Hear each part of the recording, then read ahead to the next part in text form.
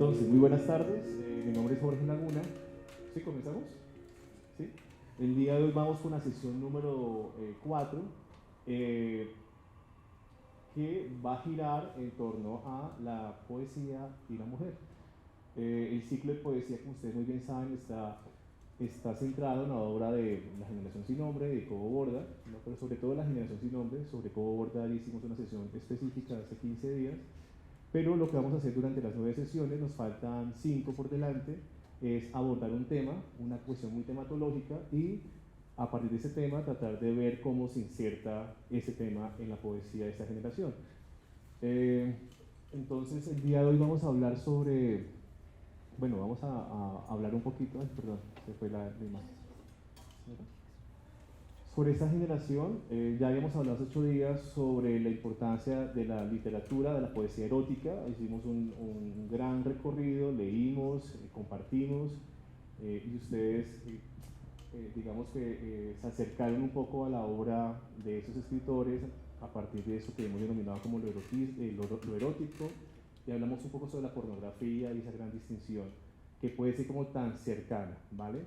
El día de hoy tenemos la mujer y la poesía, que es un tema, digamos, capital, sobre todo en estos momentos de la historia donde las mujeres tienen un valor, o siempre lo han tenido, ¿no? Pero quizás más visibilidad que hace unos años. Y para eso quería preguntarles a ustedes cómo ven ese título, ¿no? La mujer y la poesía, ¿cómo lo sienten?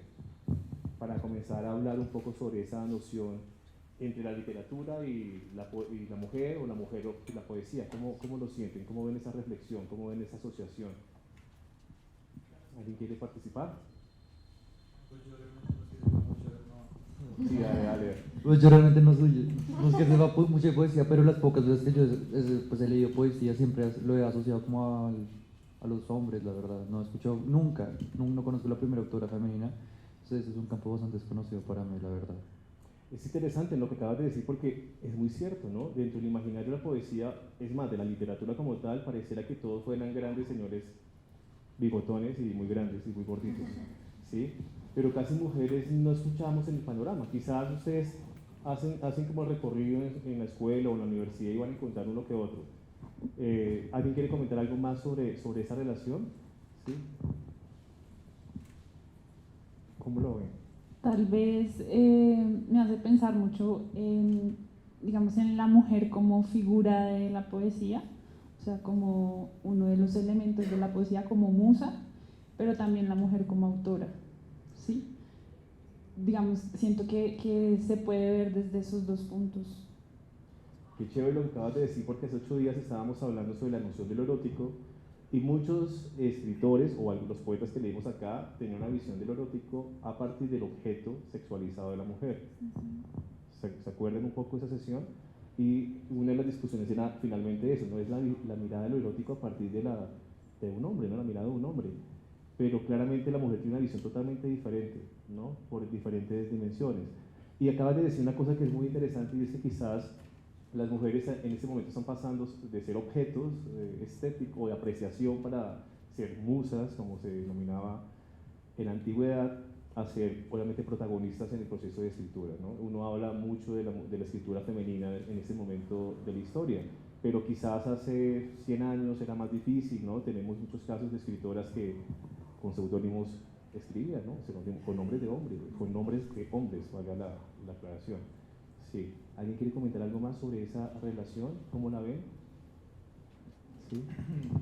Bueno, pues recuerdo también que uno de los versos más antiguos que se conocen son de una mujer, ¿no? De Sapo. Sí, efectivamente. Eso lo que nos prueba es que las mujeres siempre han escrito, siempre han tenido esta intención de poner en palabras lo que tenían dentro de sí, ¿no? Evidentemente, pues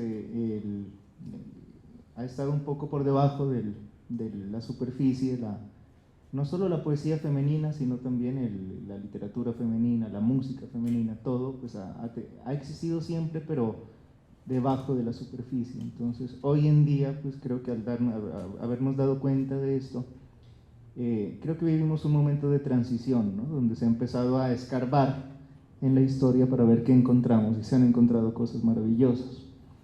Y eso cambia un poco pues lo que hoy percibimos como la mujer y la poesía. La mujer ya no como un objeto de poesía, no como una musa, sino como una fuente de poesía también.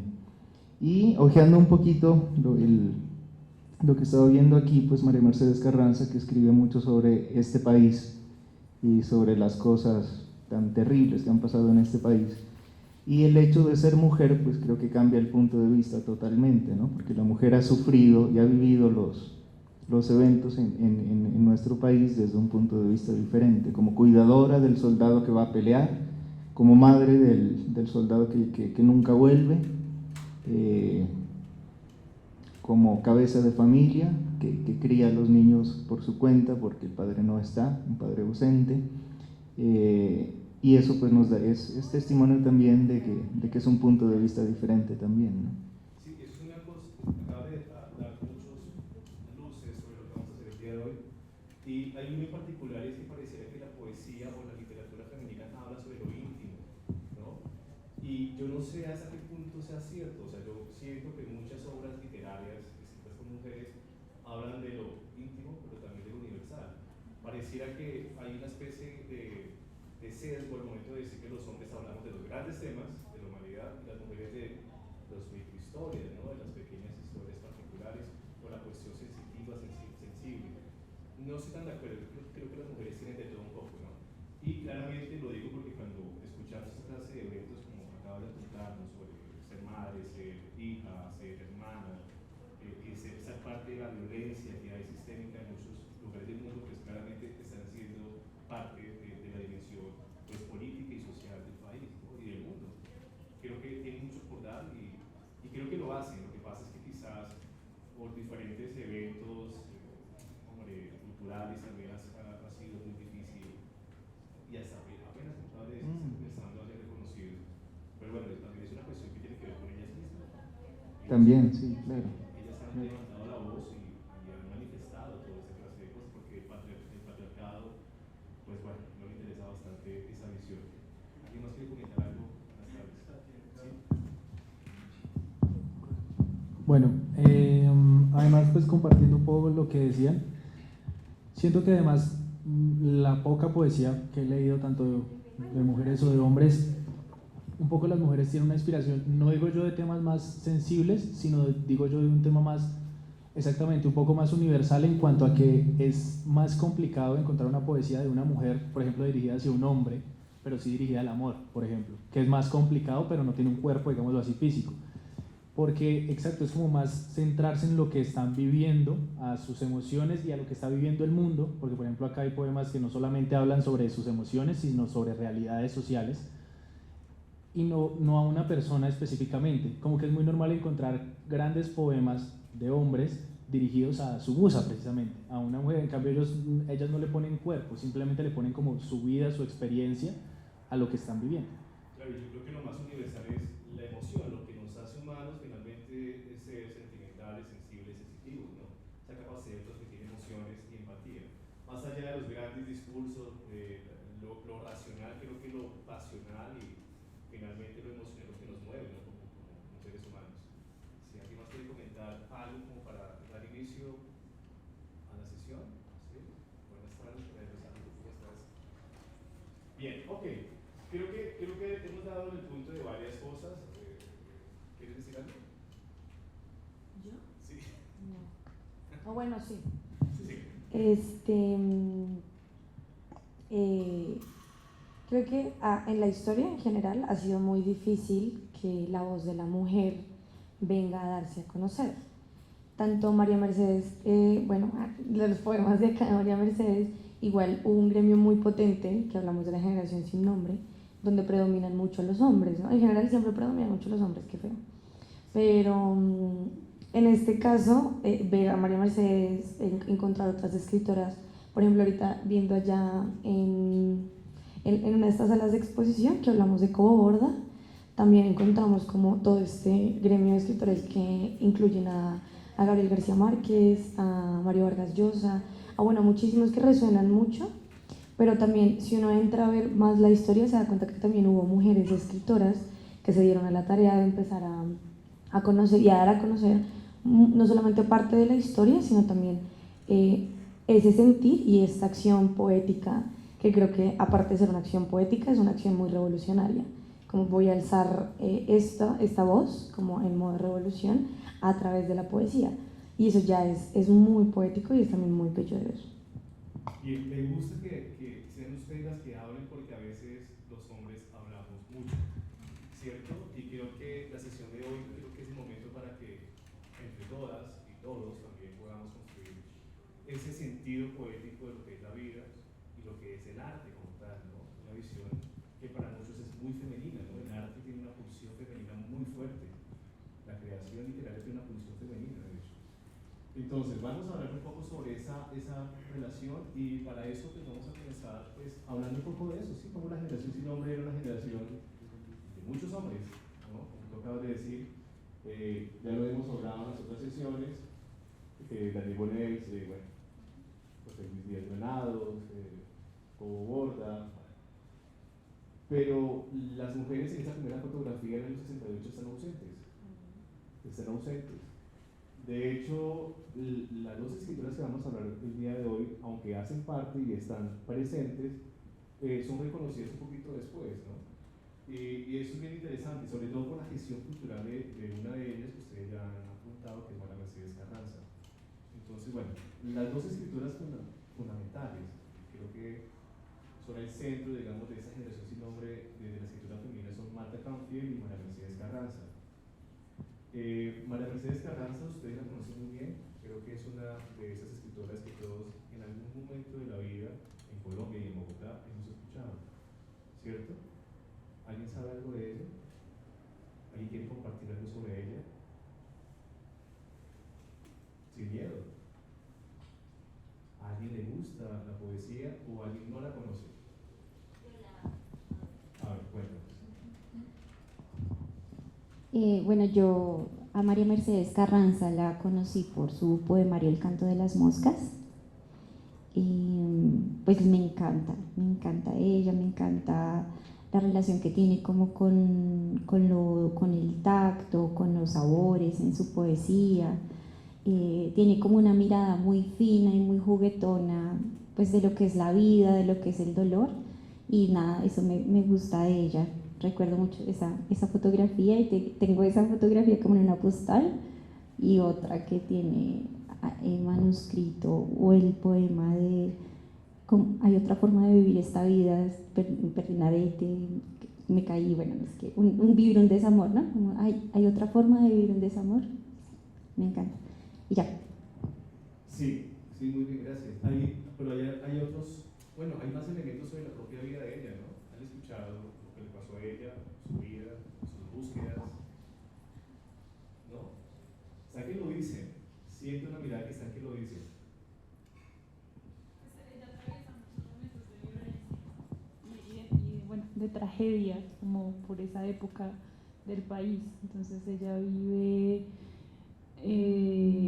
creo que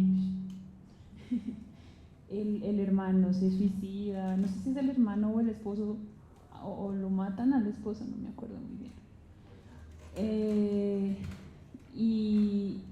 Y ella, digamos que tiene un punto muy crítico como de la sociedad y de la época en la que vive, y creo que eso lo plasma mucho ella en toda su poesía. No solamente, digamos, ahorita viendo lo que la selección de poemas que hay de María Mercedes Carranza, siento que están más enfocados en eso, como en esa crítica un poco que ella hace, y siento que sí, que es una vida que fue atravesada como por muchos hechos de violencia, y pues ella finalmente se toma la decisión también de quitarse la vida. Sí, ese es como el punto más, como que quedó en el mito de María Mercedes Carranza cuando ella decide quitarse la vida, ¿no? ¿Lo han escuchado? Sí, ¿no? ¿Cómo? ¿Sí? Sí, y recuerdo que ella le comentaba a su hija Melibea que ella estaba ya como cansada de ver lo que estabas diciendo tú, tanta violencia, como que ya estaba cansada de ver la Colombia descompuesta. Recuerdo mucho que ella escribió un poema de Soacha, no lo recuerdo bien, pero era un poema que describía todo el horror que nos presenta, pues lo que tiene que ver con el desplazamiento, la imagen de Soacha como un lugar sombrío, tenebroso, y era pues lo que ella sentía con relación a esa visión del país, que yo sé que ella en algún momento le dijo a su hija que ya estaba cansada de vivir y de ver pues tantas cosas terribles en este país. Eso. ¿Y es un sentimiento que continúa? ¿Ustedes lo sienten a diario? Sí, es cierto, creo que es un sentimiento que todos compartimos. Quizás también por eso María Mercedes es tan nuestra, ¿no? tan colombiana en su poesía, porque de una forma u otra su decisión de vida o de muerte tiene que ver con una especie de desilusión sobre lo que es este país, un país tan diverso y tan violento también, ¿no? Creo que más allá de la biografía, creo que el espacio es más bien hablar de la poesía de ella. Ella estudió en los Andes y pues falleció, fue una gran gestora cultural y pues bueno, yo creo que más allá de los datos biográficos que a veces pueden dar muchas luces sobre la obra de alguien, creo que este club está más enfocado en la lectura de su obra, que es lo más importante, ¿vale? Y tratar de hablar un poco sobre lo que consideramos que nos puede ser útiles para la vida, ¿no? Porque finalmente el club de lectura se llama como elementos, como salvavidas, como un ejercicio de cómo sobrevivir a esta vida con la poesía. Acá tenemos su obra, sus poemarios, para que si tienen ganas de leerlos, pues puedan hacer como la búsqueda. Hoy vamos a hacer una especie de mix, vamos a leer un poquito de todo. Y pues vamos a comenzar leyendo este, ¿vale? Que es el primero que tenemos ahí y que, pues bueno, vamos a leerlo en voz alta. No sé si alguien quiere, por favor, ayudarme a leerlo. La patria. Ustedes primero y ustedes escuchamos ahí, ¿les parece? Bien. ¿Quién quiere leer en voz alta, por favor? Gracias. La patria, María Mercedes Carranza. Esta casa de espesas paredes coloniales y un patio de azaleas muy decimonónico. Hace varios siglos que se viene abajo. Como si nada, las personas van y vienen por las habitaciones en ruina. Hacen el amor, bailan, escriben cartas. A menudo silban balas, o es tal vez el viento, que silba a través del techo desfondado. En esta casa los vivos duermen con los muertos, imitan sus costumbres, repitan sus gestos y cuando cantan, cantan sus fracasos. Todo es ruina en esta casa. Están en ruina el abrazo y la música, el destino. Cada mañana, la risa son ruina. Las lágrimas, el silencio, los sueños. Las ventanas muestran paisajes destruidos. Carne y ceniza se confunden en las caras. En las bocas las palabras se revuelven con miedo. En esta casa todos estamos enterrados vivos. Muchas gracias. ¿Comentarios sobre este poema? ¿Lo quieren volver a leer? La escuchamos a ella y hablamos después. ¿Les parece?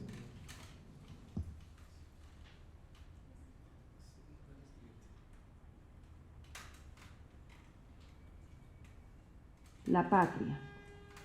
Esta casa de espesas paredes coloniales y un patio de azaleas muy decimonónico, hace varios siglos que se viene abajo.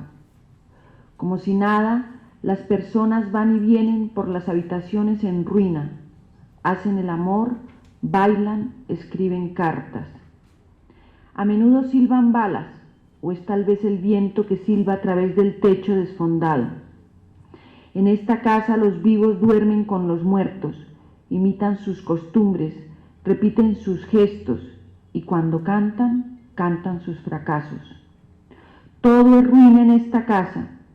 Están en ruina el abrazo y la música, el destino.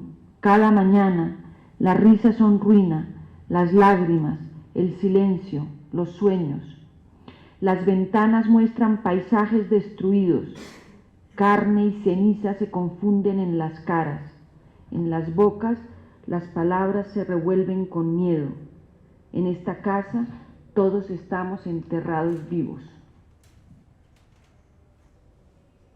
¿Comentarios?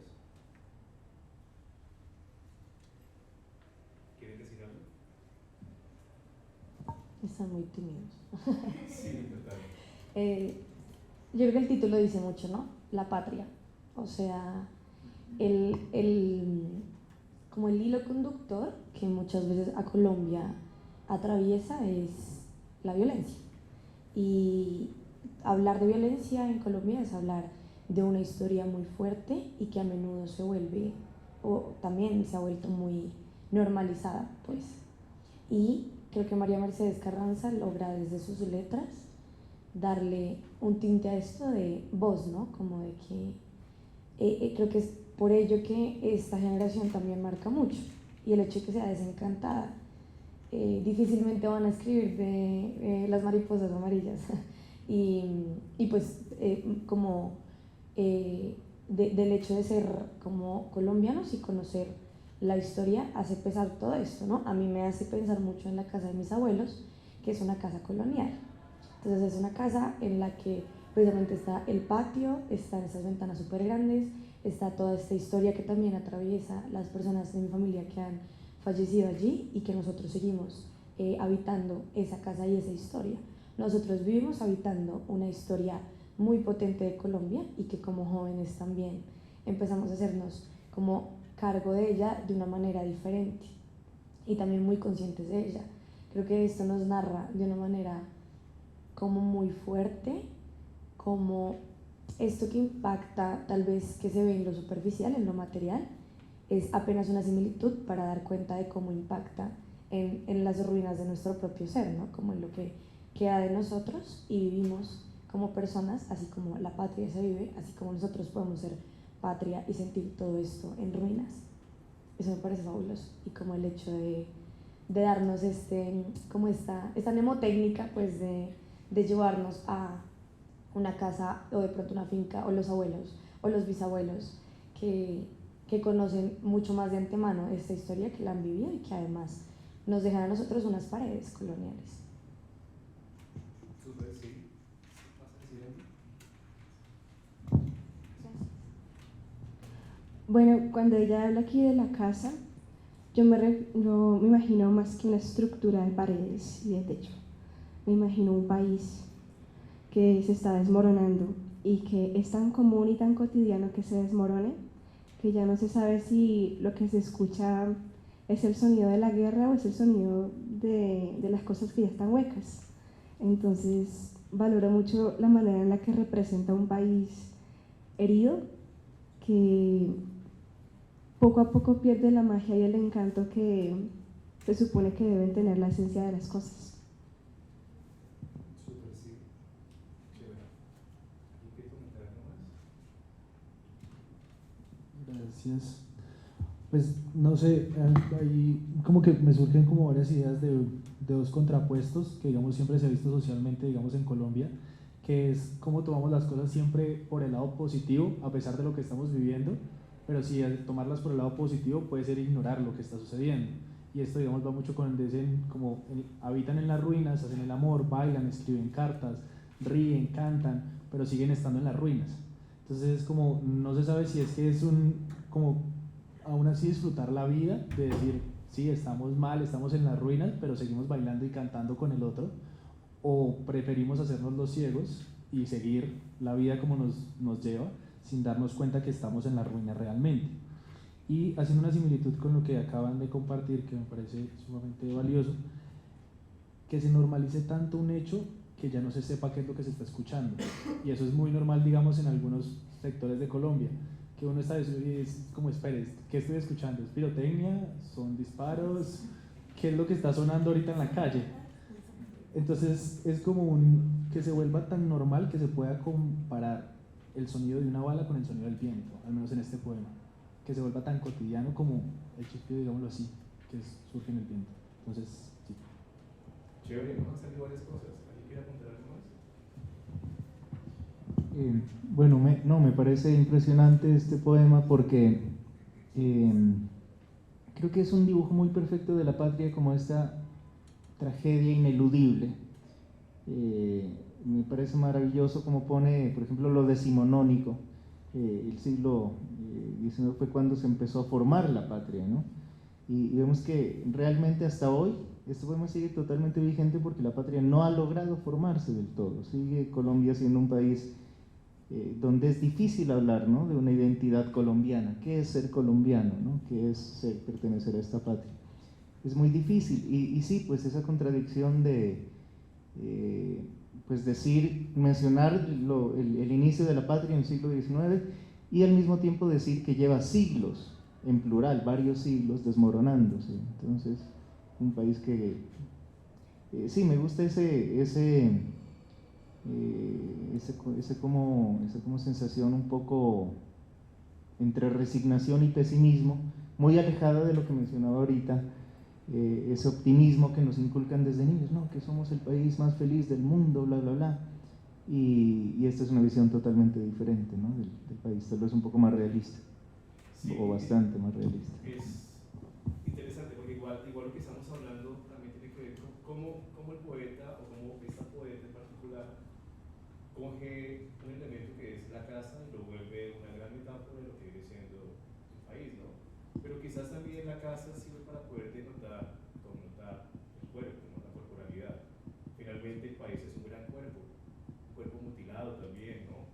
Un cuerpo que sufre por todos lados. Y no sé si podemos distinguir un poco esa sensibilidad que hemos denominado como femenina en ese poema. ¿Lo ven? Pueden decir, acá hay una marca textual que alude a lo femenino, o el simple hecho de hablar de la casa como elemento de lo íntimo, ¿cierto? De lo íntimo, lo que hace parte de nuestra intimidad, que pareciera que fuera el campo de la escritura femenina, es lo que alude a que sea un poema escrito por mujer. ¿Para dónde voy? Finalmente creo que el texto es demasiado universal, a partir de una cosa tan cotidiana como la casa, ¿no?, como las habitaciones, ¿no?, como bailar, como escribir, como el murmullo, los vecinos, donde pasa lo que ustedes acaban de denominar, una cantidad de cosas. Bien, ¿alguien quiere comentar algo más o avanzamos? Porque creo que este poema da para mucho, ¿no? Con la pregunta que tú hacías, yo siento que con la pregunta que tú hacías respecto a cómo podríamos identificar o cómo podríamos pensar que esto lo escribió una mujer, a mí me parece que está muy lindo cuando ella como que dice, están en ruina, el abrazo y la música, el destino, cada mañana las risas son ruinas, las lágrimas, el silencio y los sueños. Yo siento que me reconozco ahí como desde el cuidado, ¿no? Finalmente no es un llamado simplemente a decir somos el país más alegre del mundo o un optimismo, un falso optimismo, sino que siento que es como esa resistencia, ¿no? También que hacemos, y esa resistencia a través del cuidado. Entonces en esa ruina el abrazo y la música, el destino en cada mañana, las risas son ruinas, las lágrimas, el silencio y los sueños. Me hace pensar como en ese espíritu del cuidado que tenemos las mujeres de alguna manera, ¿no? Y como no es como, es la esperanza hecha resistencia. Eso es María Mercedes Carranza para mí, como eres esa esperanza hecha resistencia a través de la poesía. Y siento que su trabajo siempre es como a través de esta realidad, como resisto desde la esperanza, también desde eso invisible que es lo que nos da vida, ¿no? Y siento que ahí es donde ella habla de la resistencia. Creo que acabas de definir todo, ¿no? Creo que acabas de redondear lo que estábamos hablando. Finalmente creo que el cuidado, el autocuidado, el hogar, la casa y toda la resistencia es un ejercicio extremadamente femenino, ¿sí? Es un ejercicio también de revolucionario o de revuelta también, ¿no? En el caso de hombre gritar, hombre decir, pero también cuidar. Creo que lo acabas de decir muy bien como para redondear el poema. Creo que es un poema icónico de la obra de María Mercedes y habla sobre todo lo que ustedes acaban de decir y de mucho más, ¿no? Vamos a continuar con otro para ir avanzando. Por favor. ¿Quién lo quiere leer, por favor?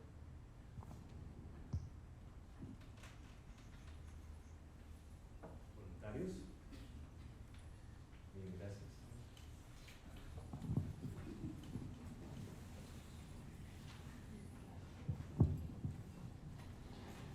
De Boyacá en los campos.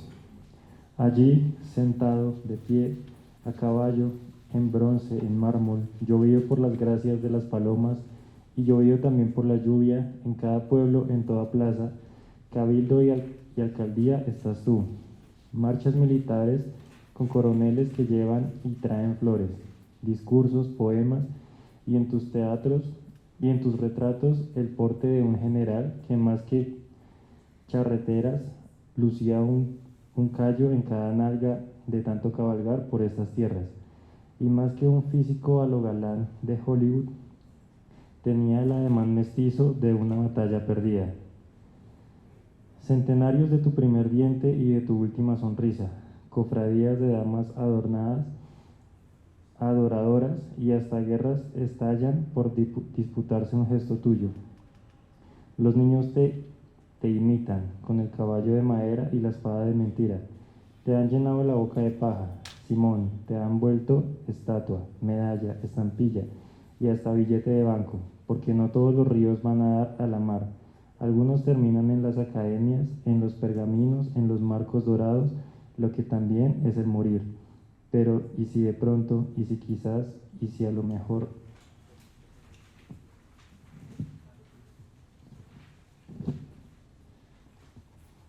Y si acaso, y si tal vez algún día te sacudes la lluvia, los laureles y tanto polvo, ¿quién quita? Chéverísimo, ¿no? ¿Cómo lo ven? ¿Les gustó? ¿Algún verso que les parezca significativo? ¿Algún fragmento que diga, mira, me parece muy chévere esta imagen poética?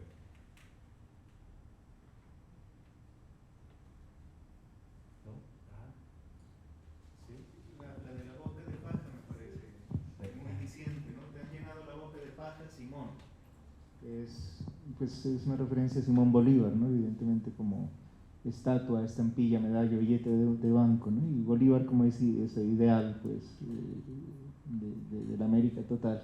Y que sin embargo mantiene, en la primera parte del poema describe como estar tan estáticos en ese mito, pues menciona mucho lo militar, esa imposición de la autoridad militar. Y pues Boyacá es el departamento que tal vez más representativamente ha sufrido pues esos embates pues militares desde la independencia y de ahí en adelante. Es curioso que también sea una figura masculina la que construye el Estado-Nación, ¿no? Simón Bolívar es esa estatua que identifica o que edifica una idea de lo que se va a entender por patria o por Estado, ¿no? Bueno, Mercedes en cierta forma está subvertido también la idea de que ese padre de la patria pues se convirtió finalmente en un símbolo que, comillas, con otro escritor, pues lo cagan las palomas en la plaza de Bolívar, ¿no? ¿Sí?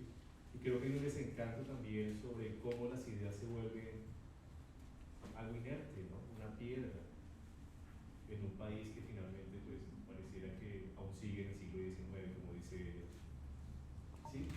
Perdón, gracias. Bueno, leyendo estos versos me hace pensar en quién fue Simón Bolívar para toda nuestra nación y en qué se quedó el ideal de Simón Bolívar. Se quedó en esas estatuas, se quedó en esas estampillas, en las medallas, en simplemente un símbolo. Me llama mucho la atención el último párrafo que dice, pero y si de pronto, y si quizá, y si a lo mejor, y si acaso, y si tal vez algún día te sacudes la lluvia, los laureles y tanto polvo, ¿quién quita? Es como es como pensar, ¿qué pasa si vuelve Simón Bolívar con sus ideas que se han tergiversado tanto, ¿no? ¿Qué pasa si de pronto vuelve él a sacudirse de de toda esa inercia en la que está y vuelve a surgir como ese ideal de patria libre, de pensamiento libre, ¿no? Eso me hace pensar ese último. Súper chévere, ¿no? Esa forma, ese colofón, como ella dice, hombre, eso está pasando, pero, hombre, quizás, chéverísimo eso, sí, es cierto. Y ustedes se conocen un poco la vida de María Mercedes, pues su militancia política era, pues, comprometida, ¿no? Ella estuvo con el M-19, hizo una constitución del 91, fue una de las pocas mujeres que estuvieron movilizando esa constitución. Y creo que lo dice todo cuando habla de la patria, pero también está hablando sobre esa figura tan importante como Simón Bolívar, ¿no? Para los colombianos y para los latinoamericanos, ¿no? Que a veces como que hay un desencanto ahí, ¿no? Hablando sobre cosas recientes, este año vimos todo el enfrentamiento sobre la espada y otras cosas, ¿no? Que fue bien curioso, ¿no? Como un símbolo se vuelve una cosa, pues, política y no debe ser así, ¿no? Es historia y bueno, ahí va adelante, se puede hablar muchas cosas. Bien, vamos con otro poema, por favor. ¿Quién quiere leerlo?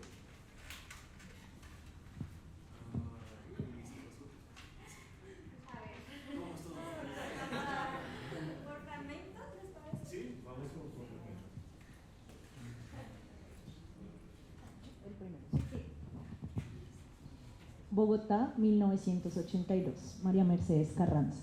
Nadie mira a nadie de frente, de norte a sur, la desconfianza, el recelo entre sonrisas y cuidadas cortesías. Turbios el aire y el miedo en todos los zaguanes y ascensores en las camas.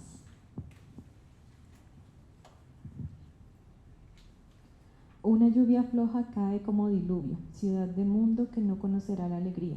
Olores blandos que recuerdos parecen tras tantos años que en el aire están. Ciudad a medio hacer, siempre a punto de parecerse a algo, como una muchacha que comienza a menstruar, precaria, sin belleza alguna.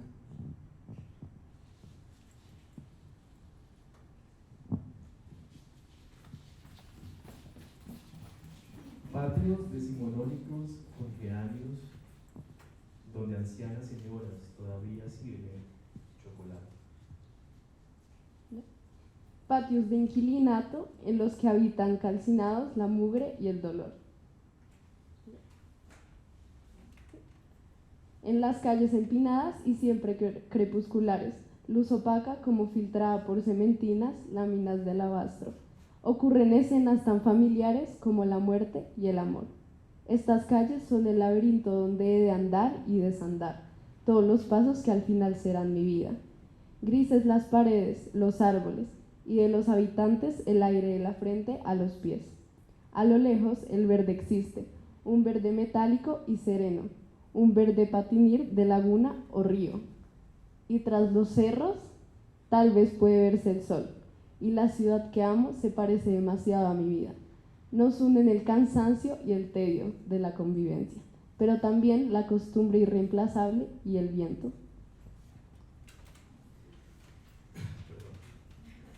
Wow.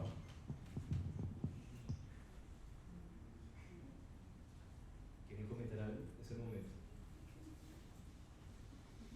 Creo que veo muchas sonrisas y escalofríos, ¿no?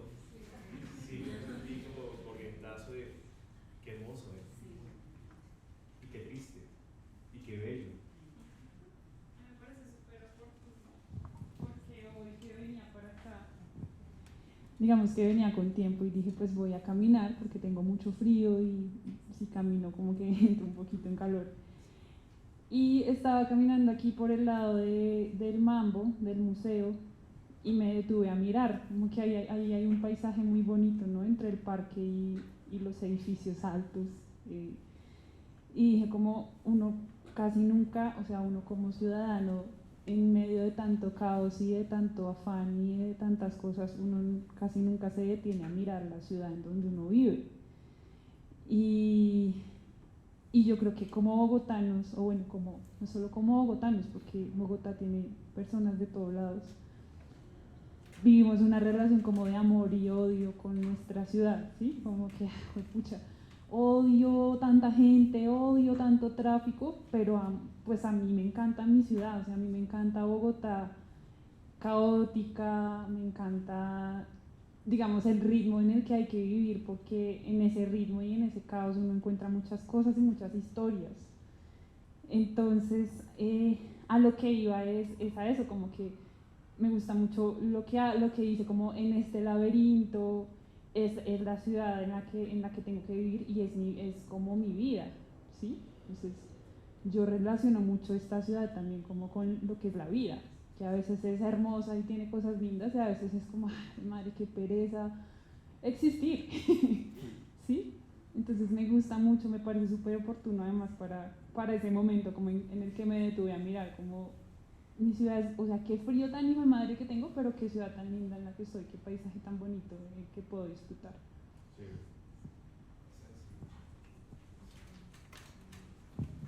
Sí, a mí de este poema siempre me deja este pedacito que dice: patios decimonónicos con geranios donde ancianas señoras todavía sirven chocolate, patios de inquilinatos en los que habitan calcinados la mugre y el dolor, ¿no? Es como que en Bogotá uno podría decir que habitan en los barrios, siempre hay unos contrastes muy fuertes, ¿no? Y uno no sabe de qué momento pasa de un barrio a otro, en qué momento, por ejemplo,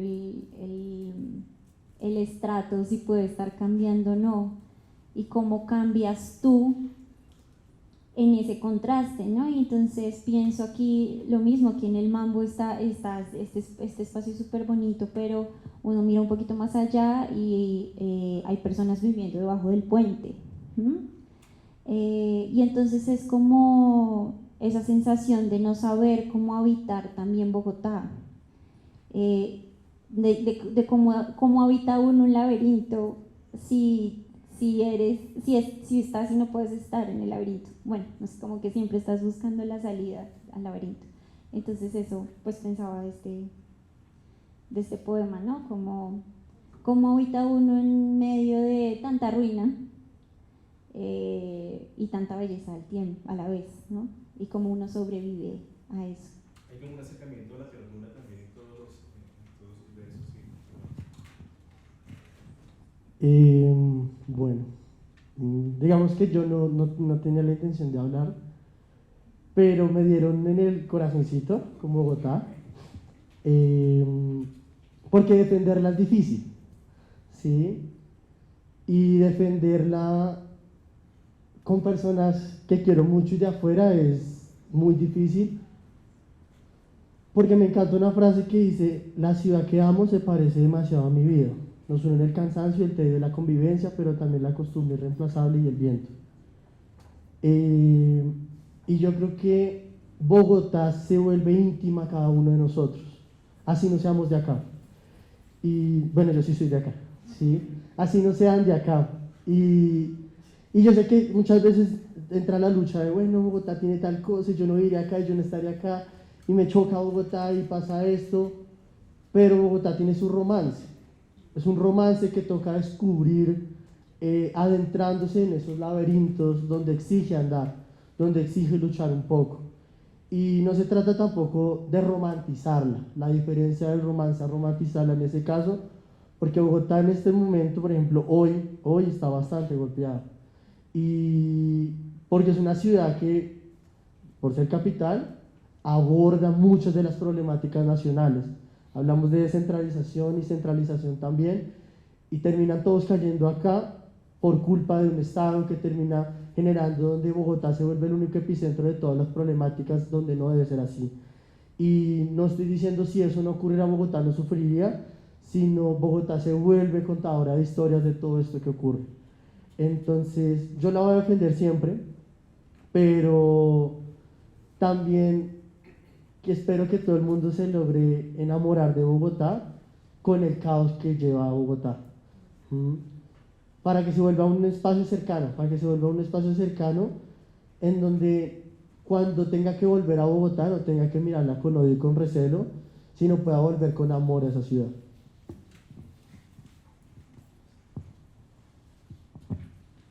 Bueno, buenas tardes para todos. Bueno, este poema tiene muchas imágenes encontradas, ¿no? De contrastes. me hace acordar de los poetas malditos y los escritores que hacen recorridos por la ciudad. Pero aquí hay dos versos que me parecen muy particulares, ya citaron uno, y quiero pues dar una idea con eso. Sobre todo cuando dice una ciudad a medio hacer, siempre a punto de parecerse a algo. Y a lo último, cuando dice la ciudad que amo se parece demasiado a mí. O sea, vemos cómo recorre la ciudad y cómo en algunos momentos también la ciudad es un ejemplo de lo que es ella. En ciertos momentos, cómo ella se ve a misma como un ser que no está construido en su totalidad y sigue construyéndose paso a paso. Pero entonces nosotros vemos cómo ha sido la evolución de Bogotá, cómo se describen los bastantes paisajes que la Bogotá tiene, ¿no? Generalmente uno le vende la idea de que lo más bonito de Bogotá es el centro, pero Bogotá tiene, por ejemplo, ahora se ha hecho importante los humedales. Entonces vemos cómo esa Bogotá tan grande solo se centra en ciertos lugares, pero no la reconocemos del todo, y cómo los demás lugares pueden construir otra Bogotá, ¿no? Esas imágenes me llenan mucho de ansiedad, también ver cómo ella describe la ciudad y cómo siente como unos sentimientos y a la vez como si la quiero pero no la quiero, pero sí. Entonces y nosotros sentimos eso cuando recorremos la ciudad. Yo consideraría que es más como la visión del poeta vidente, como sigamos recorriendo la ciudad, sigamos construyendo, ¿no? Como esas ideas. Sí, chévere. Al comienzo de la sesión, la compañera estaba comentando sobre la noción de cuidado en la poesía escrita por mujeres, muchas veces presente. Acá yo también siento ese cuidado, pero también ese rechazo, ¿no? Esa idea de la abuelita que toma chocolate es una cuestión muy tierna, pero también todo lo otro que es totalmente caótico, ¿no?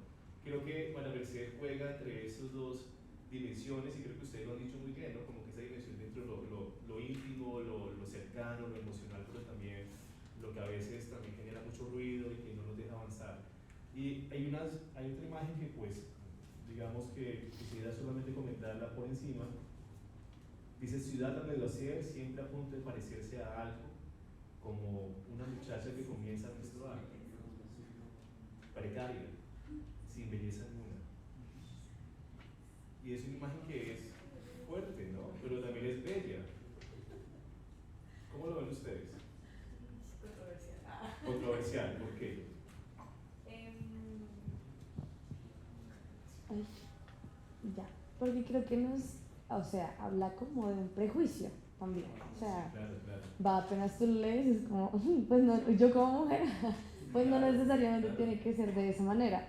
Aún así, hace como mucha alusión y relación, por ejemplo, o sea, toda esta estrofa desde arriba, desde el verso, una lluvia floja cae como diluvio, ciudad de mundo que no conoce la alegría. O sea, yo no sé aquí, las mujeres también me dirán, yo muchas veces llueve y yo, o sea, no porque yo me siento triste, pero es como esa sensación de llover por dentro, como de yo sentirme también en momentos en los que yo les digo a mis conocidos, yo hago llover, porque es como, de verdad es una sensación de que este epicentro de caos entra no solamente a ser epicentro pues de capital, de todo, sino también de uno como persona, una como mujer.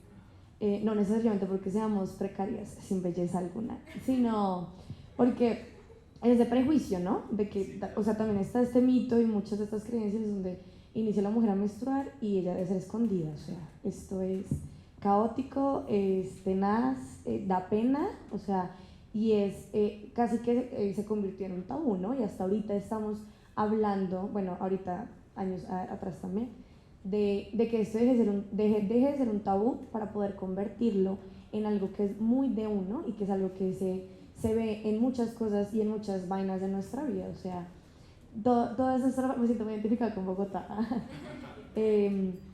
porque vivir en Bogotá es sentir todo esto, ¿no? Sentir el miedo, sentir el viento, sentir la muerte, sentir el amor. Y es hasta, sí, romántico, pues, de alguna manera, y oscuro, o sea, es Bogotá, es romántica y es oscura. Y pasa mucho, al momento de que lo estábamos leyendo, de como una muchacha que comienza a menstruar, yo miré aquí a Andy como, no, pero va leyéndolo todo, es como hacer alusión como a este prejuicio de aquello que asimismo Bogotá vive también en algún prejuicio. Sí, lo comentaba porque siento que ser hombre en Bogotá es una cosa y ser mujer en Bogotá es una cosa totalmente diferente, ¿cierto? Lo has vivido. ¿Sí? ¿Pasa algo? ¿Sí? Es que yo entendía, como siguiendo el hilo que han abierto las compañeras, chicas acá, respecto al tema de, ay, se me perdió, ciudad a medio hacer, siempre a punto de parecerse a algo, como una muchacha que comienza a menstruar. Entonces yo no sentí prejuicio sobre ese verso, sino me sentí menstruando, ¿sí? O sea, menstruar para mí no ha sido como algo, o no es algo bonito, sino es como una situación de emociones físicas también, que sí puedo entender como el verso desde ahí, desde lo precario, y cómo eso se relaciona con la ciudad. Cuando me parece muy interesante porque dice ciudad a medio hacer, siempre a punto de parecerse a algo. Me parece que es lindo como pensarlo en esta situación de la menstruación propia, porque siento que de lo que trata, o lo que yo siento que se expresa ahí, es como esa sensación de menstruar y vivir la ciudad, ¿no? Que es como muy parecido, sí, o sea, como que a mí me genera eso, que cuando yo estoy menstruando estoy como en una sensación de muchas emociones, de una nostalgia, de unos bajones, pero de una alegría, ¿no?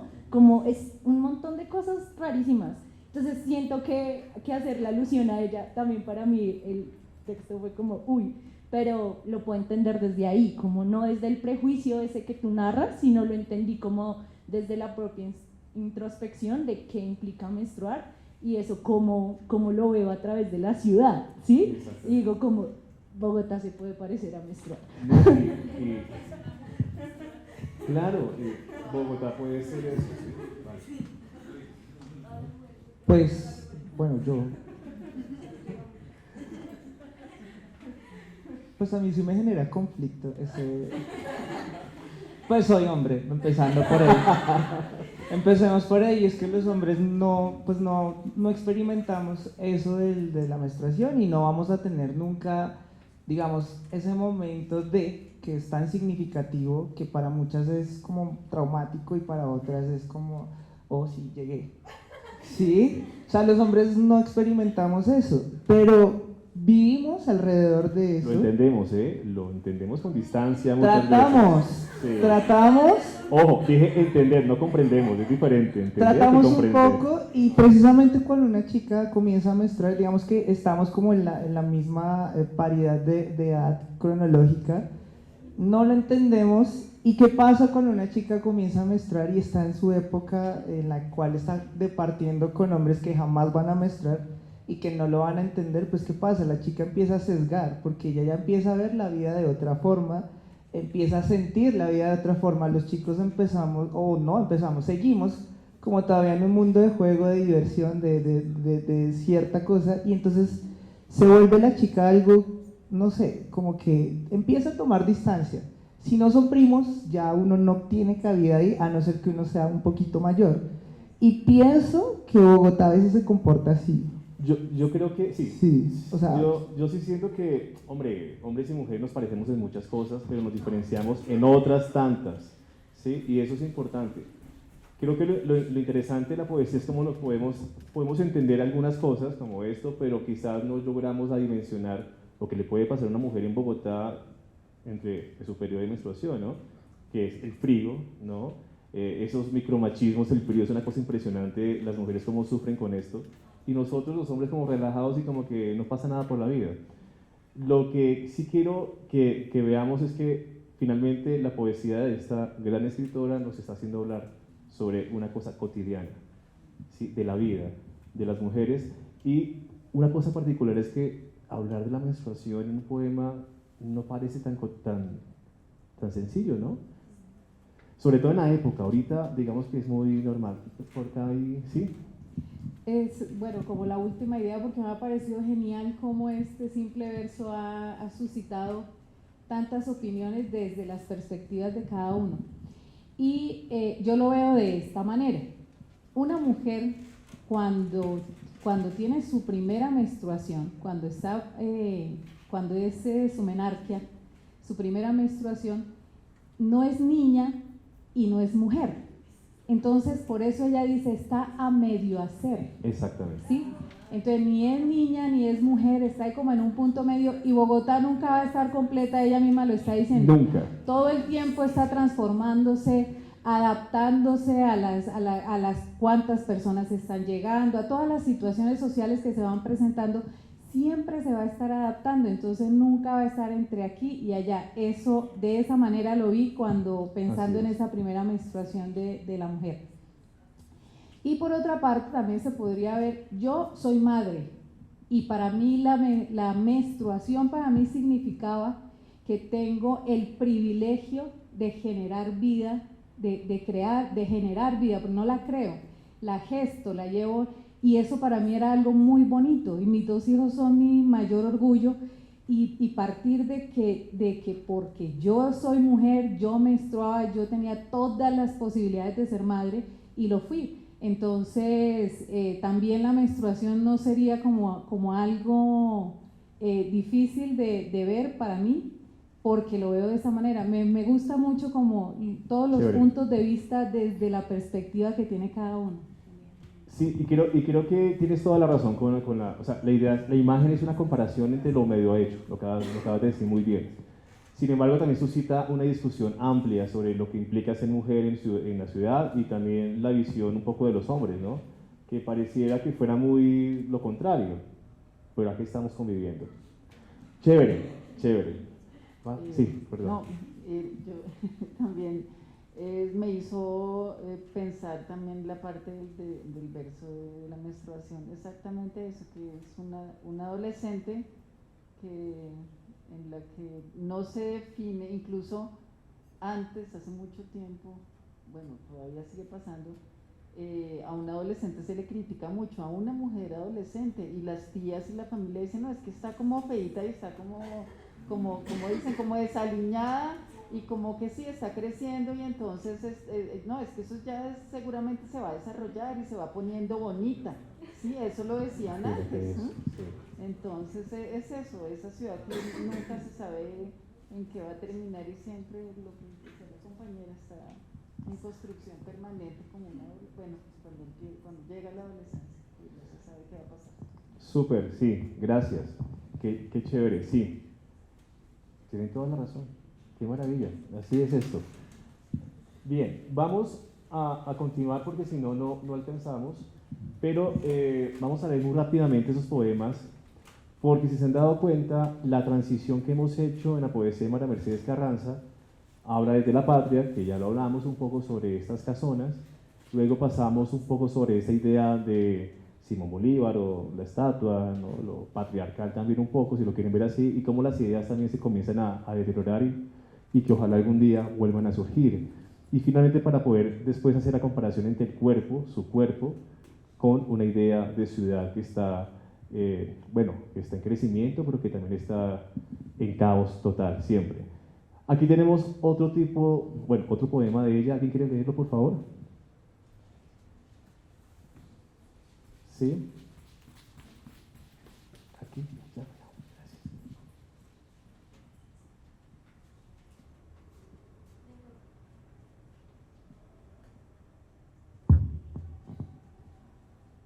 Necoclí, de María Mercedes Carranza.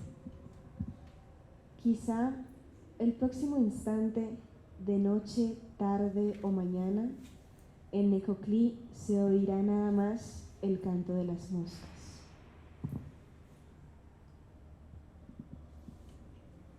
Gracias. Quizá el próximo instante, de noche, tarde o mañana, en Necoclí se oirá nada más el canto de las moscas.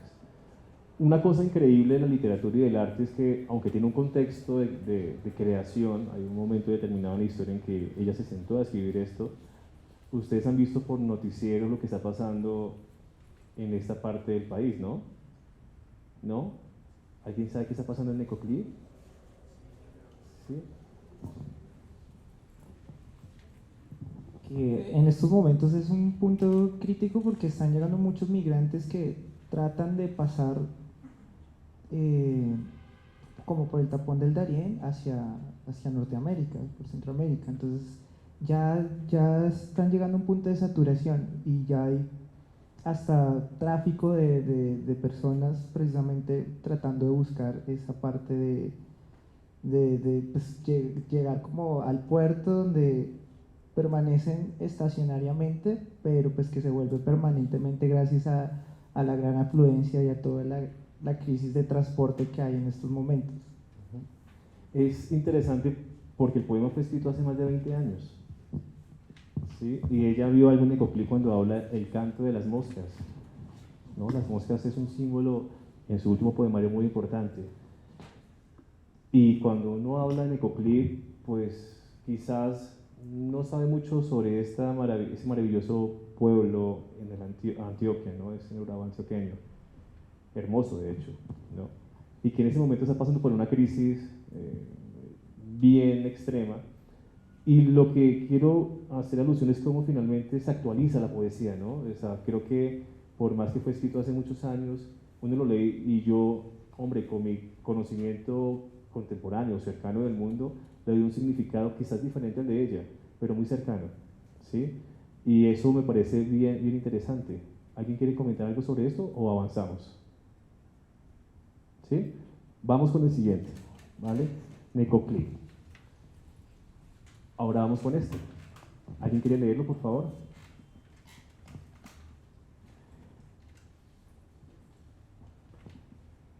Mapiripán. Quieto el viento, el tiempo. Mapiripán es ya una flecha. Una fecha, perdón, ¿yo qué dije? ¿Fecha? Una fecha. Quieto el viento, el tiempo, Mapiripán es ya una fecha. ¿Recuerdan Mapiripán? Pasó algo terrible en Mapiripán hace muchos años, ¿cierto? Es como hablar de Bojayá. Escuchar, o bueno, para mí escuchar las palabras, bueno, los nombres Bojayá, Mapiripán, entre otros, es escuchar hablar de precisamente la historia de conflicto de Colombia. Y en Mapiripán hubo una masacre y fue por las FARC, si no estoy mal, de hecho, como situándose allí y es hablar siempre como que deja la masacre, ¿no? Que deja la violencia. Quieto el viento, quieto el tiempo, porque Mapiripán es ya una fecha. ¿Y qué pasa cuando hay como estos eventos de violencia que afectan a toda una región, o bueno, como situados en una zona? Las vidas, escuchar a las víctimas, escuchar a los testimonios, es escuchar este pequeño pero contundente. El tiempo separa, las vidas de ellos nacieron y quedan allí. Y esa es como la forma en que el tiempo se queda quieto en ese delito, en esa masacre, que duele, que deja quieto hasta el viento. O sea, el viento, que es algo que se mueve todo el tiempo, deja quieto hasta el viento.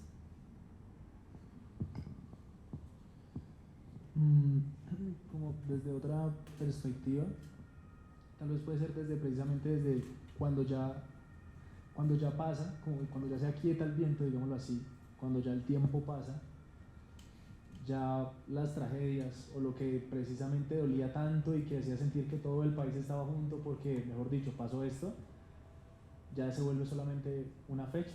Entonces, tal día fue del año fue cuando murieron tantas personas, ya, y lo recordamos, pero hasta ahí. O sea, ya se vuelve más que una vivencia, más que dolor precisamente, cuando ya sentimos que supuestamente el viento se aquieta y el tiempo pasa, ya aquello que nos generó tanto dolor como país se convierte solamente en una memoria, en algo que solamente queda ahí.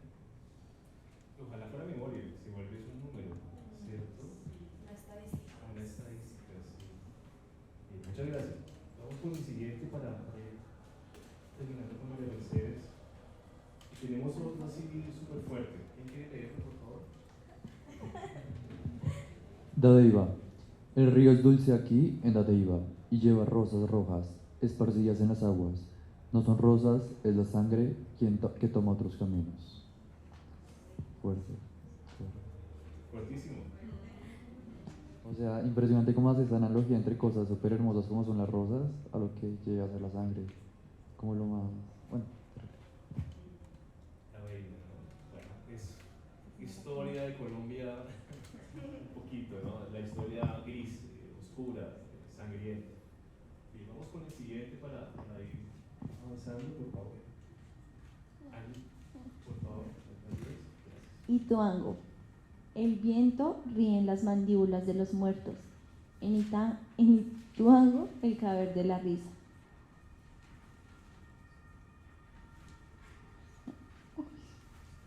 Sí, ese viraje, ¿no? El viento ríe en las mandíbulas de los muertos. En Ituango, el cadáver de la risa.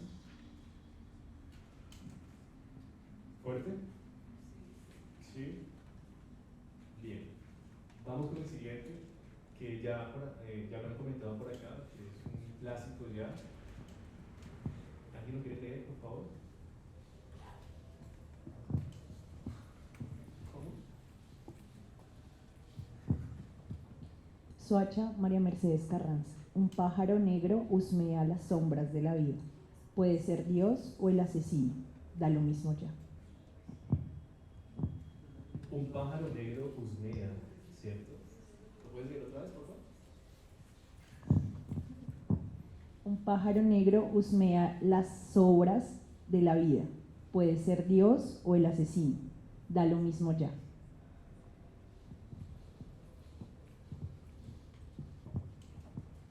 Lo pone a uno como contundente, sí, creo que lo logra. 4, 5, 6 líneas y logra el efecto de decir sincero que estás hablando, ¿no? O sea, lo comprendo, lo entiendo, sé lo que hablas y me das escalofrío. Pero además es como la sensación que me da de inmediato esto es pues las desapariciones forzadas de Soacha, ¿sí? Como es vigente de hecho.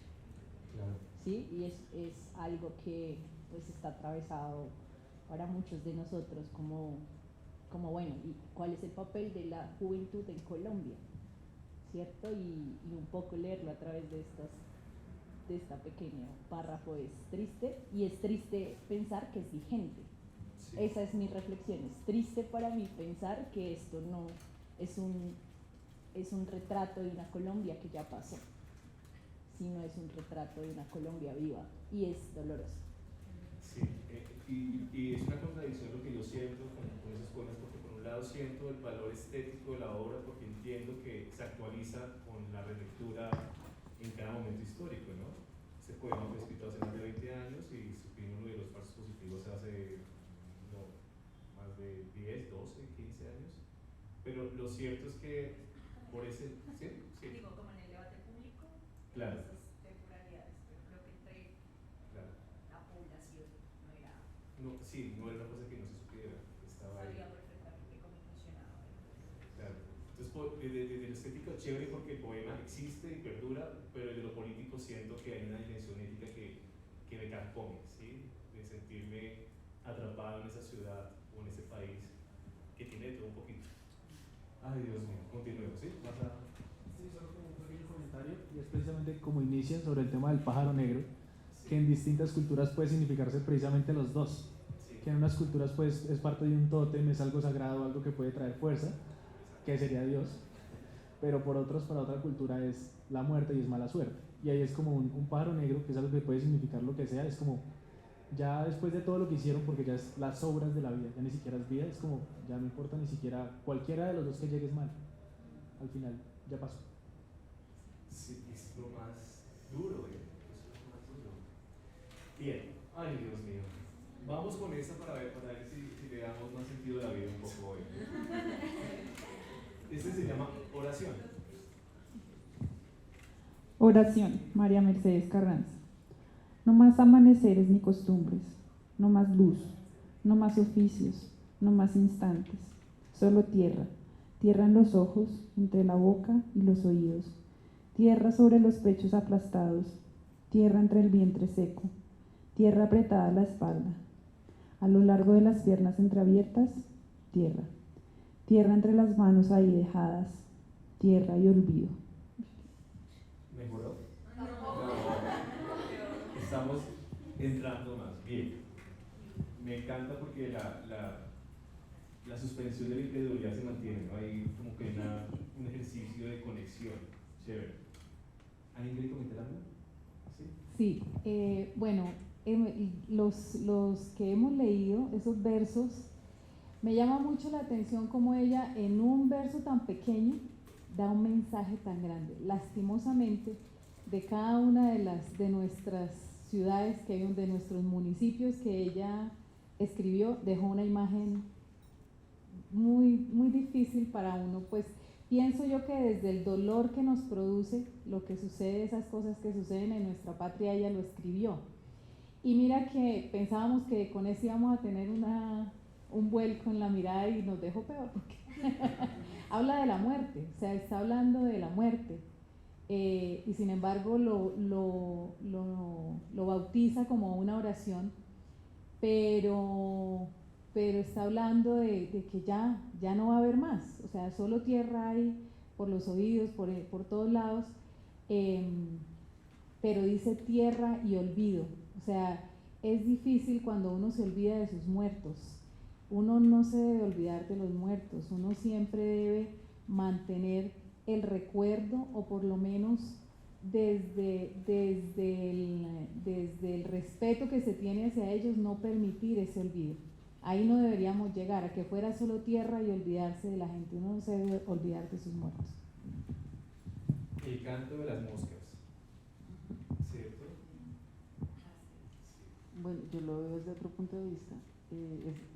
Para mí es hablando del desarraigo, precisamente de ese campesino que ha sido desplazado, que toda su esencia es la tierra, es el campo, y a pesar de que llegue, que se reubique en otra zona, siempre va a estar presente ese vínculo con la tierra, con su con su oficio, con eso que es su ser total, y ya no queda más porque ya está desarraigado a donde quiera que vaya. Pero también es triste, ¿no? Es un mensaje de soledad también en medio de la urbe también, en Bogotá o en cualquier otro lado, sentirse sin tierra. Creo que en Colombia hemos naturalizado mucho no sentirse con tierra, ¿no? Cuando hablaba el compañero hace un momento sobre sentirse en Bogotá extranjero, es una cosa también triste, porque somos colombianos finalmente. Bien, vamos con uno que está acá, pero es uno de mis favoritos. Ah, sí, perdón.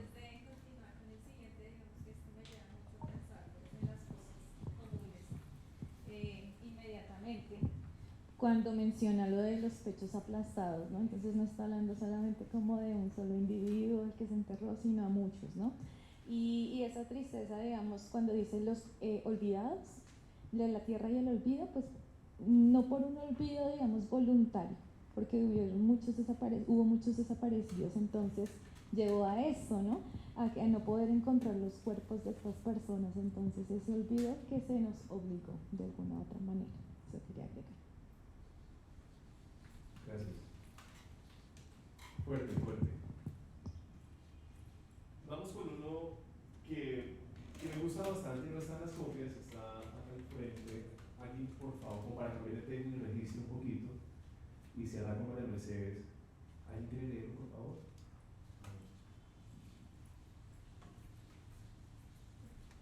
Creo que es de los clásicos también.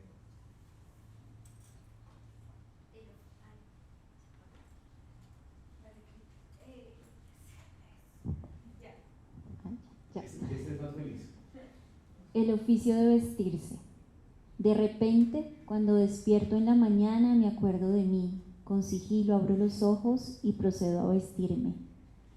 Lo primero es colocarme mi gesto de persona decente. Enseguida me pongo las buenas costumbres, el amor filial, el decoro, la moral, la fidelidad conyugal. Para el final dejo los recuerdos. Lavo con primor mi cara de buena ciudadana, visto mi tan deteriorada esperanza. Me meto entre la boca las palabras, cepillo la bondad 28 y me la pongo de sombrero, y en los ojos esa mirada tan amable. Entre el armario selecciono las ideas que hoy me apetece lucir, y sin perder más tiempo me las meto en la cabeza. Finalmente me calzo los zapatos y echo a andar. Entre paso y paso tarareo esta canción que le canto a mi hija. Si a tu ventana llega el siglo XX, trátalo con cariño, que es mi persona.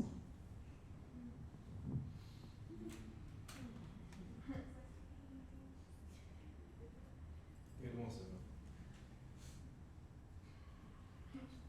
Creo que uno queda sin palabras en muchas cosas y creo que lo que genera es, no sé, ¿qué quieren contar ustedes? Sí. ¿A qué hace referencia con cepillo la bondad 28? ¿Qué será eso? Cepillo la bondad 28. Y me la pongo de sombrero.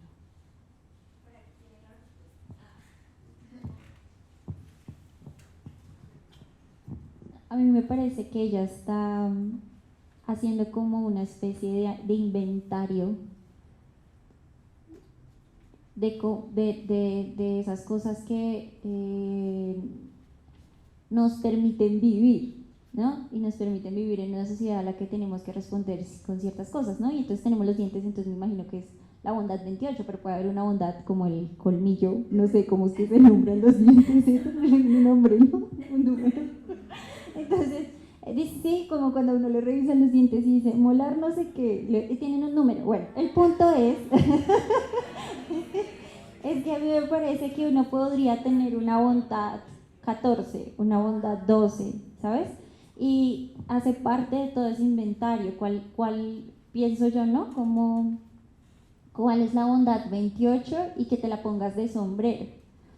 Porque además es una cosa que está inventariada y usas como un accesorio. Eso es lo que siento yo en ese fragmento. Es un inventario. Sí. Bien, vamos a avanzar porque nos queda muy poco tiempo, pero bueno, sobre la generación sin nombre, que es encantada, pues tenemos a otra gran poeta. Y esta poeta, quizás, a mi manera de ver, es muy buena. Es muy buena. O sea, María Mercedes tiene lo suyo, pero ella tiene lo suyo también. Ella no es colombiana, es de Uruguay, pero por cosas de la vida en los años 70 estudió en la Javeriana y de ahí pues ella hizo conexión con Hugo Borde y con toda la generación sin nombre. Aún vive, de hecho es muy reconocida en el campo de la literatura contemporánea y pues bueno, sobre todo a diferencia de María Mercedes, que es una poeta, tiene artículos, una gran gestora cultural, ella es una crítica literaria, una gran ensayista, muy buena de hecho. Entonces quizás se van a dar cuenta que los matices de su poesía tienen unos elementos más intertextuales o más dependientes de la tradición cultural que María Mercedes. María Mercedes es una poeta que quizás le hable mucho más a la cotidianidad, ¿no? Hombre, estos son adjetivos que estoy colocando, no quiere decir que siempre sea así, ¿no? Nos hemos dado cuenta que es cotidiano, pero también es universal, ¿vale? Con Marta Canfield vamos a leer algunos para ir cerrando. Se los recomiendo, al final les voy a dar un enlace para que puedan leer su poesía de forma más concreta. Y vamos a comenzar a leerla puntualmente con el texto llamado El cuerpo de los sueños. ¿Alguien me puede ayudar, por favor? Sí, por favor. Ah, no, acá les pido. Por favor. No alcanzamos a leer, a escucharlo. Pero bueno, atrás, por favor. Atrás, por favor. Atrás.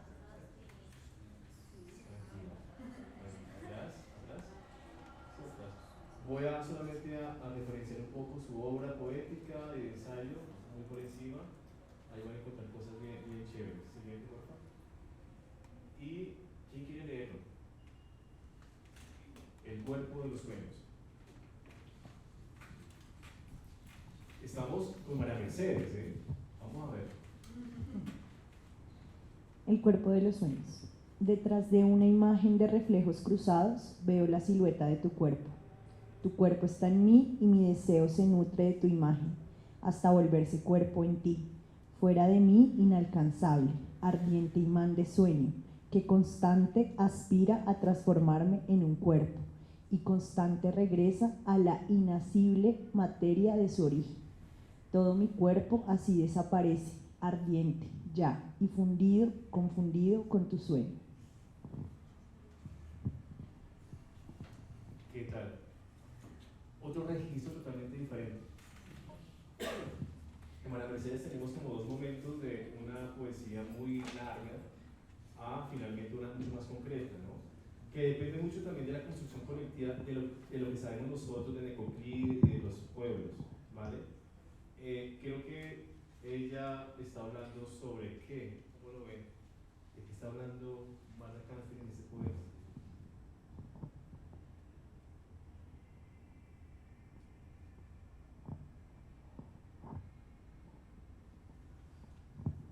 Me encantan sin palabras de la poesía. Cuando eso pasa es porque estamos tratando de encontrarle, ¿no? Eso es bien chévere.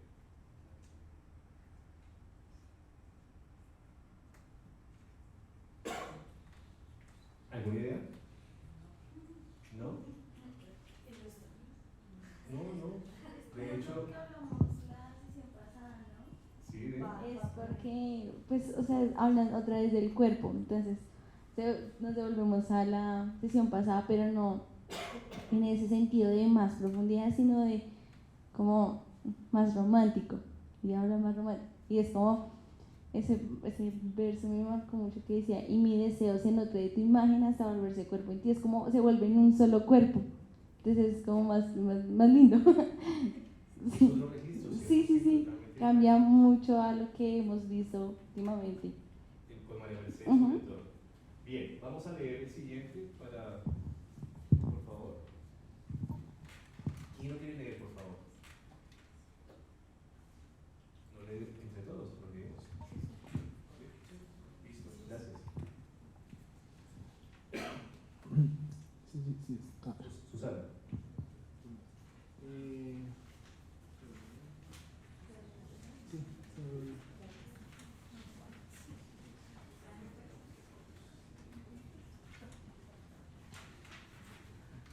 Si ahora, en este cuarto gris de día, en medio de Florencia, ya desencantada, sobre mi corazón enfermo de dolores, viene a volcarse en mí figuras de mundo que perdimos, que a un pueblo entero le fueron arrebatados. Ha de saber así millanamente que tu rostro, sonriendo con 20 años menos, es la estación dulcísima a donde me detengo.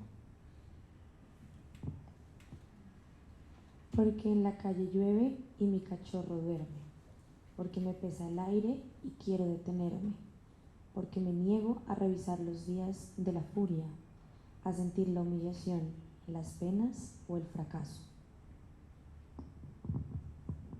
Me niego los adioses, quiero solo tu risa, una mañana al mar, y 40 aguas vivas, casi todos respiran, te llevo de la mano, desvelo un continente, te hago pisar prodigios en lo nuevo, fresquísima, orgullosa, ayer nacida, te enseño aquello que conozco apenas y me detengo aquí.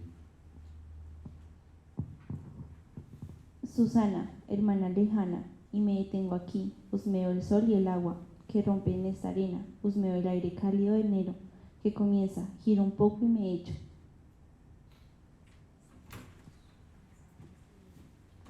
Cansada de este viaje que dura 20 años, sobre la playa ingrávida, de una imagen pasada que viene a consolarme.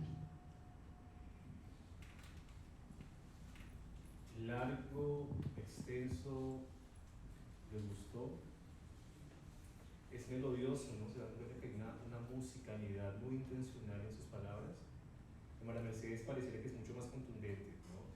Pero acá hay una melodía, hay un ejercicio con el verso, hay una cadencia que te lleva.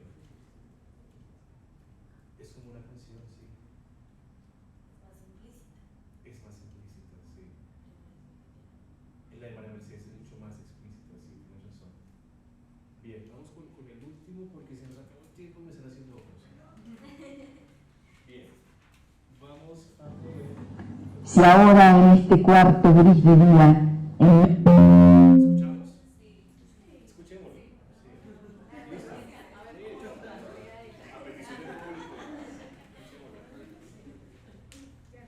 Si ahora.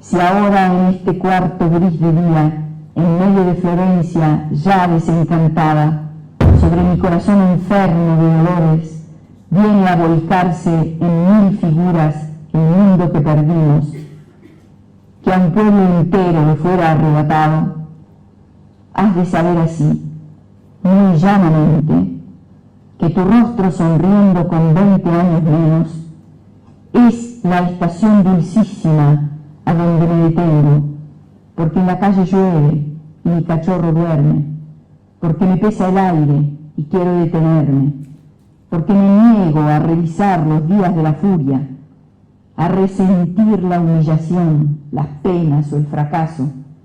Me niego a los adioses. Quiero solo tu risa, una mañana, el mar y 40 aguavivas. Casi todas respiran. Te llevo de la mano, desvelo un continente. Te hago pisar prodigios en lo nuevo. Fresquísima, orgullosa, ayer nacida. Te enseño aquello que conozco apenas y me detengo aquí. Susana, hermana, lejana, y me detengo aquí. Husmeo el sol y el agua que rompe en esta arena. Husmeo el aire cálido de enero que comienza. Giro un poco y me echo, cansada de este viaje que dura 20 años, sobre la playa ingrávida de una imagen pasada que viene a consolarme. Bueno, esto es una vez sé cómo se debe leer poesía, ¿no? Ella se toma su aire, el silencio, sí, su pausa, sí, y uno quiere avanzar, se da cuenta de eso, y ella como que, hey, silencio, ¿no? Pues la poesía es como hay que disfrutarla, pero lentamente. Sí, hay que disfrutarlo lentamente, sí, muy bien, es cierto. Vamos a leer el último para ir cerrando con esta escritora uruguaya, también muy colombiana también, ¿no? ¿Quién quiere leer este último poema, por favor?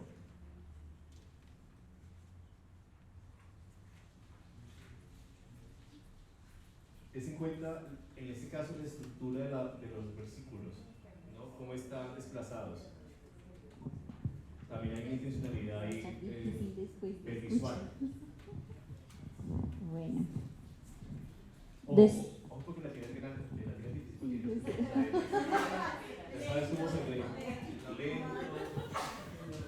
Bien.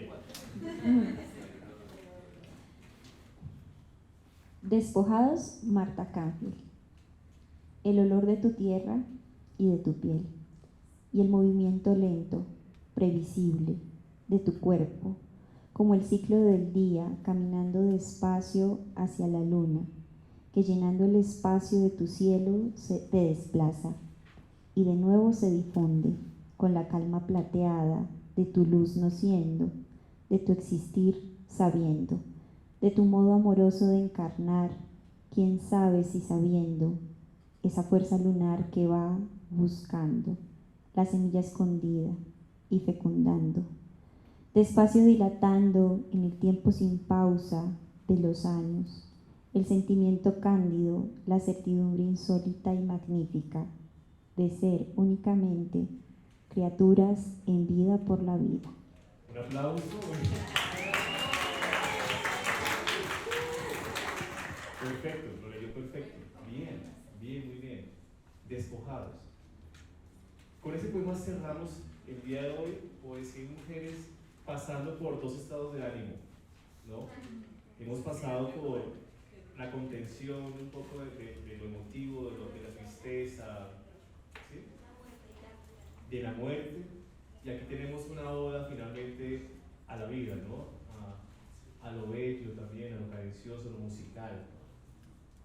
Pues nada, muchas gracias, nos esperamos el próximo jueves a las 5 de la tarde en este ciclo de poesía. Muchísimas gracias a la Biblioteca Nacional de Colombia y a Por la Lectura. Los esperamos. Chao.